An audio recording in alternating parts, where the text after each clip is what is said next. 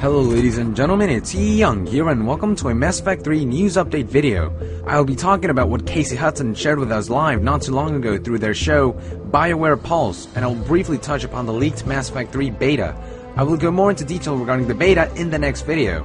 So for now, enjoy the news. Not too long ago, Casey Hudson sat down in front of the camera to answer some of the fan questions in their live stream show, Bioware Pulse. After answering some questions, Casey Hudson has revealed some new and interesting tidbits, and this is what he had to say. Casey Hudson was first asked questions regarding the story. What he mainly had to say about Mass Effect 3's story structure is that it is more similar to Mass Effect 1 than Mass Effect 2, except on a much larger scale involving intergalactic warfare. Mass Effect 2 had more to do with Shepard assembling the best soldiers and squad members in the galaxy, giving the second game a dirty dozen feel. Mass Effect 3's story will be much more varied and will involve more twists and turns, with each character having their own agenda and things to do during the grave situation the universe lies in the story of Mass Effect 3. Because of this, there will be no permanent squad members in Mass Effect 3. Squad members may hop in and out of Shepard's team, some may stay longer than others, and overall, squad members will be much more dynamic in their actions. He later moved on to talking about getting a good ending for the game, and you will not be able to get a good ending without doing any of the side missions. I think this aspect is a bit like Mass Effect 2, in which if players didn't get the crew members' allegiance through the side missions, or if players didn't upgrade the Normandy, then there would be certain consequences at the end of the game. But of course in Mass Effect 3, this will be on a much larger scale, probably involving things like gathering an army and gaining the trust of an entire civilization. This is just speculation though, we'll see how it turns out. The Normandy was also discussed in this live stream. People have asked if there will be any changes to the ship. The Normandy in Mass Effect 3 is essentially the same one in Mass Effect 2. It is the Normandy SSV-2, but the Alliance has had the ship for a few months, so they have done some upgrades and added new things to the ship. According to Casey Hudson, players will probably be seeing new rooms and new things in the ship. Now, one of the complaints about Mass Effect 2 was that it was a step down in terms of character customization, and Mass Effect 3 is looking to alleviate that. They will not fully go back to the system from Mass Effect 1, but armors will be much more customizable than Mass Effect 2 through armor pieces. These armor pieces can be added on characters' armor and essentially upgraded as well as change its look.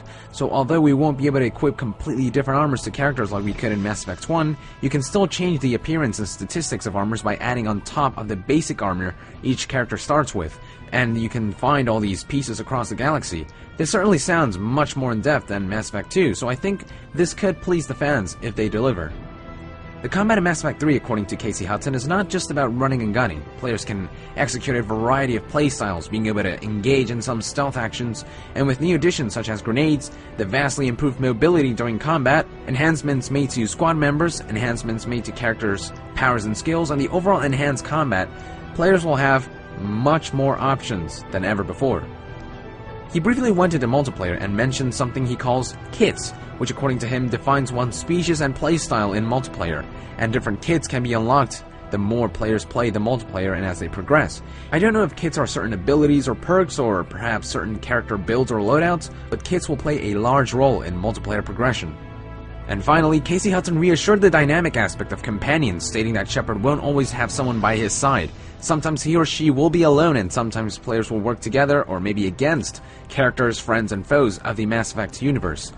That is it for new information from Bioware Pulse. Bigger news have appeared recently. An unfinished, roughly coded, and a beta version of Mass Effect 3 was accidentally leaked.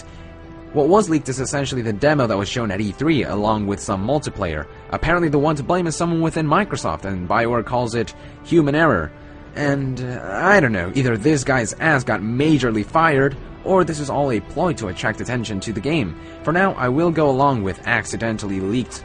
But yes, people have been leaking footage, screenshots, and information. Look forward to my next news update video in which I'll be discussing in depth in regards to what has been discovered in the beta. And spoiler, it will contain tons of spoilers.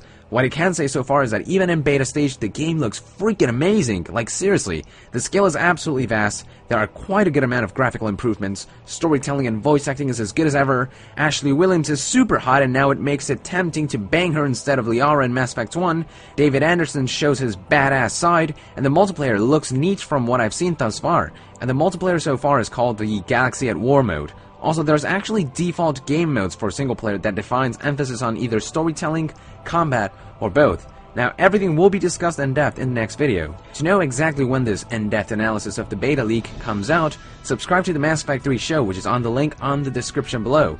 Thank you very much, and Yong out.